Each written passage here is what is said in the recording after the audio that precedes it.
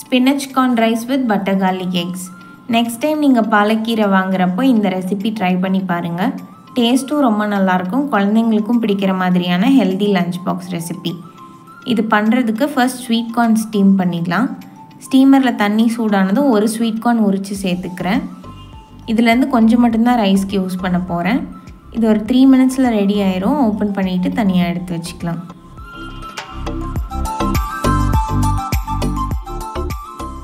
பாலக்கீரை Blanche பண்ணுறதுக்காக பாத்திரத்தில் தண்ணி சூடானதும் க்ளீன் பண்ணி வச்சுருக்கிற கீரை சேர்த்து 1-2 நிமிஷம் மட்டும் பிளான்ச் பண்ணி எடுத்துக்கோங்க. பாலக்கீரையில் நிறைய வைட்டமின்ஸ், அயன் அண்ட் கால்சியம் இருக்குது. யாருக்கெல்லாம் ஸ்பினச்ன்ற பேர் கேட்டாலே பாப்பை ஞாபகம் வரும்னு காமெண்ட் பண்ணுங்கள். இப்போ இது ரெடி ஆயிடுச்சு. வடிகட்டிட்டு ஆற வச்சிடலாம். மிக்ஸி ஜாரில் ஒரு பச்சை மிளகாய் சேர்த்துக்கிறேன். காரம் அதிகமாக வேணும்னா எக்ஸ்ட்ரா சேர்த்துக்கோங்க. இதில் ஆற வச்சிருக்கிற கீரை சேர்த்துட்டு ஸ்மூத்தாக பிளெண்ட் பண்ணி எடுத்துக்கலாம். கடாயில் 2 டேபிள் ஸ்பூன் பட்டர் சேர்த்துக்கோங்க. கொஞ்சமாக ஆயில் சேர்த்துக்கிறேன், அப்போ தான் அது ப்ரௌன் ஆகாமல் இருக்கும். பட்டர் நல்லா மெல்ட் ஆனதுக்கப்புறமா 10-12 பல் பூண்டு பொடியாக சாப் பண்ணி சேர்த்து வதக்குங்க. இது கூட ஒரு மீடியம் சைஸ் வெங்காயம் பொடியாக சாப் பண்ணி சேர்த்து நல்லா மிக்ஸ் பண்ணி விடுங்க. வெங்காயம் நல்லா டிரான்ஸ்பரண்ட் ஆகிற வரைக்கும் வதக்குனா போதும். இதில் ஸ்டீம் பண்ண ஸ்வீட் கார்ன் 1/2 கப் சேர்த்து மிக்ஸ் பண்ணிக்கிறேன். உங்களுக்கு ஸ்வீட் கார்ன் பிடிக்காதுன்னா இதை நீங்கள் அவாய்ட் பண்ணிக்கலாம். அரைச்சி வச்சுருக்கிற கீரையை சேர்த்து நல்லா மிக்ஸ் பண்ணுங்கள். இது 1 நிமிஷத்துக்கு நல்லா வதங்கட்டும்.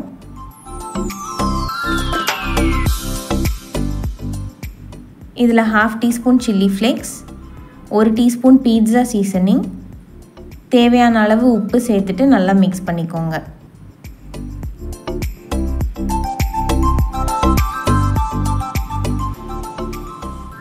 இப்போ இதில் வேக வச்சு ஆற வச்ச ரைஸ் 2 கப் சேர்த்துக்கிறேன். ரைஸ் உடையாத மாதிரி பொறுமையாக மிக்ஸ் பண்ணி விடுங்க.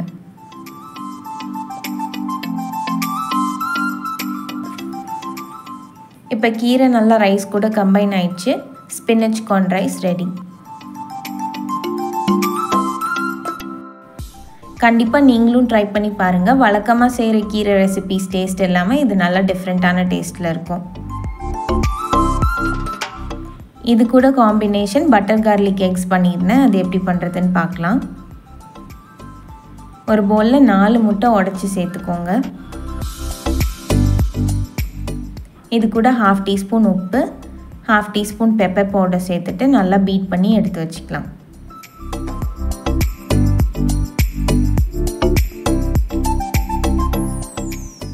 ஒரு பேனில் 1/2 டேபிள் ஸ்பூன் பட்டர் சேர்த்துட்டு மெல்ட் ஆனதுக்கப்புறமா பேனை நல்லா ஸ்ப்ரெட் பண்ணி விட்டுருங்க. இப்போ இதில் பீட் பண்ணி வச்சுருக்கிற முட்டையை சேர்த்துட்டு மீடியம் ஃப்ளேமில் வச்சு வேக வைங்க. சேர்த்த உடனே மிக்ஸ் பண்ணிடாதீங்க. இதே மாதிரி பொறுமையாக திருப்பி விட்டு மிக்ஸ் பண்ணுங்கள். கொஞ்சம் பெரிய பெரிய பீசஸாகவே ஸ்க்ராம்பிள் பண்ணிக்கோங்க. முட்டை சாஃப்டாக இருக்கும் போதே ஸ்டவ் ஆஃப் பண்ணிடுங்க. ஓவர் குக் பண்ணிட வேண்டாம். இப்போ இதை தனியாக ஒரு பவுலில் மாற்றி வச்சிடலாம்.